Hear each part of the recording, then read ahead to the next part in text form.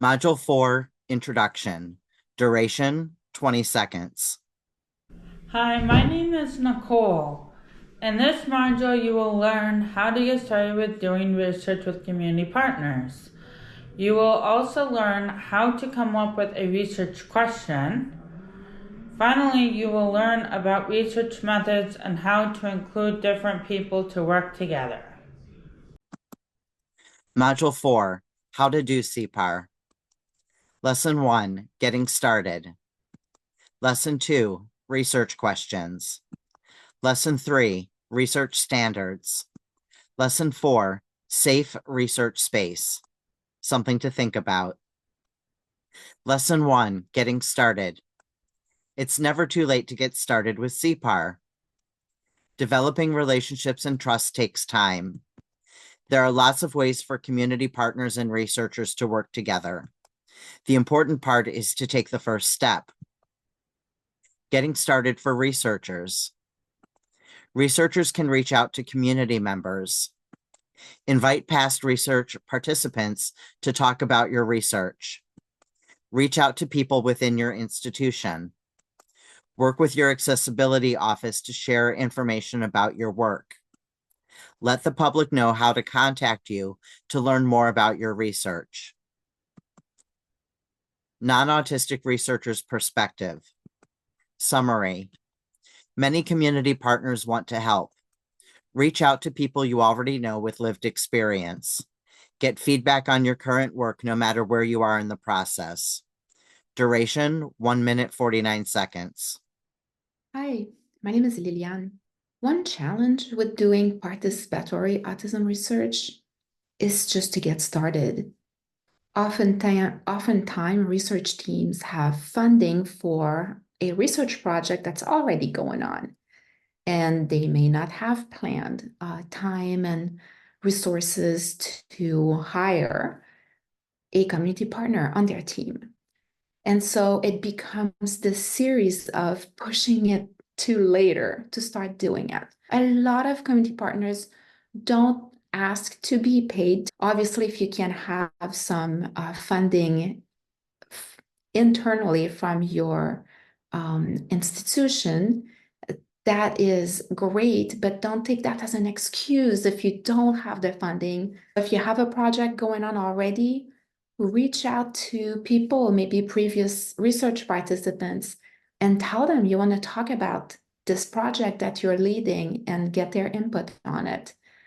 As you improve what you're doing, you're going to have new ideas. As you listen to your research partners, then you're going to be in a great position to write this really nice new grant that does have input from your community partners from the beginning. And you'll have thought about what you need in order to engage them in that new project in terms of time, resources, and salaries.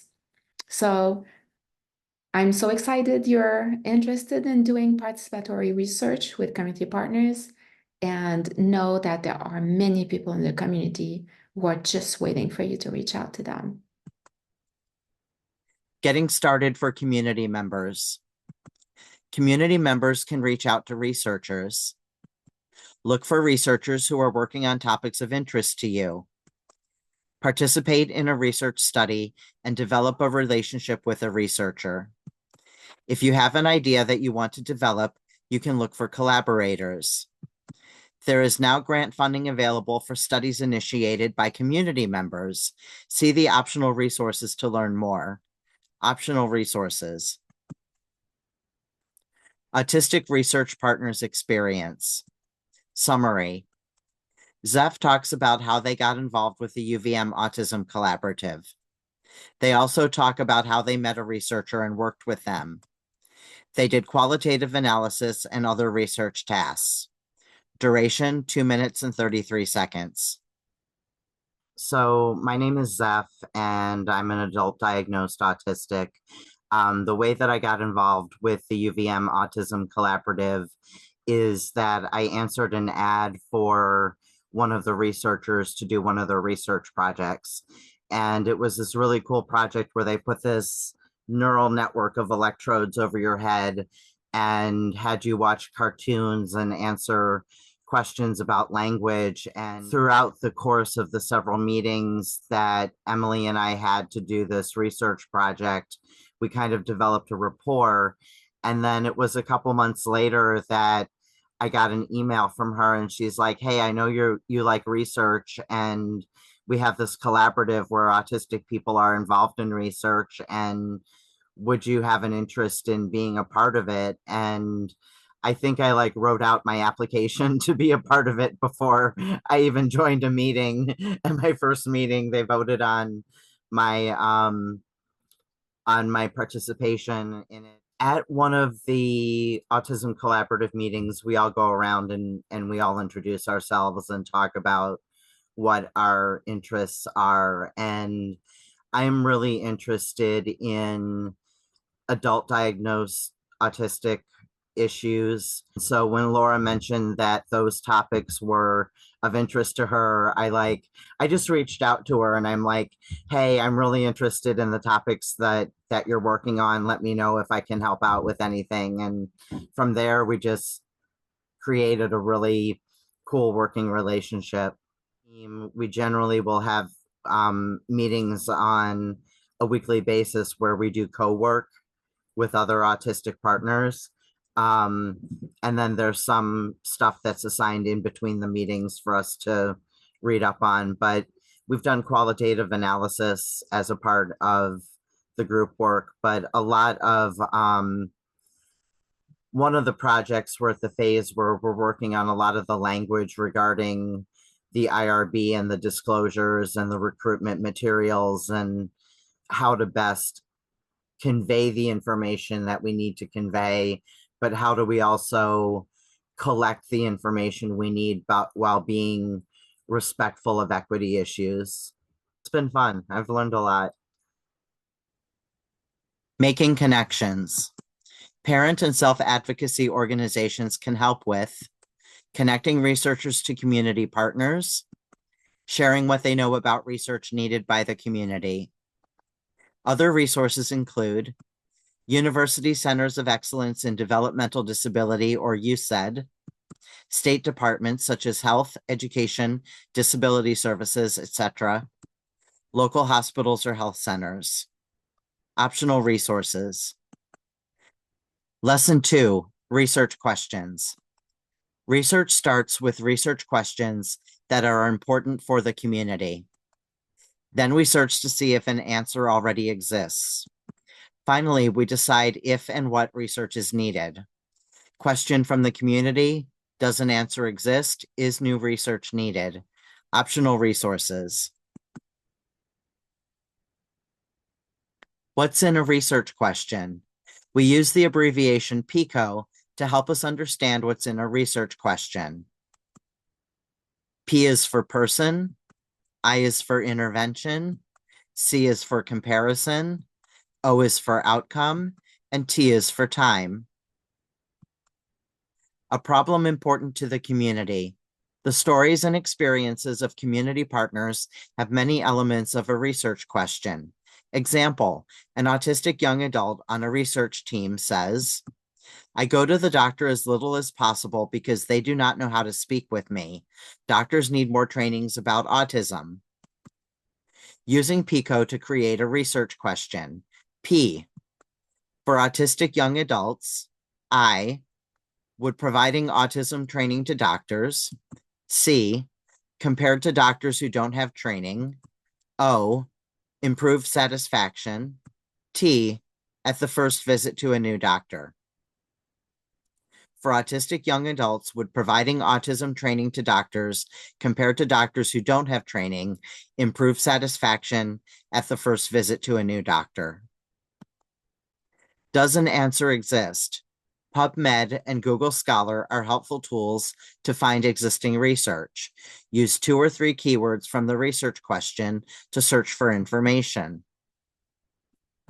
Example, doctor training, autistic adults, satisfaction. Is new research needed? Discuss the existing research as a team. Summaries in plain language can help everybody participate. Change the research question as needed. Decide if or what new research should be done. Optional resources. Lesson 3, research standards. A research team needs to balance multiple priorities. Research needs to be ethical and safe to protect research participants. Methods must be used that allow results to be trustworthy. The research study must meet the requirements of the funding agency. Research ethics. Each research organization works with an institutional review board, or IRB. The IRB is a group of people that includes researchers and people from the public. They review research proposals to make sure they respect the Belmont Principles. Belmont Principles. The Belmont Principles are rules that need to be followed for doing ethical research.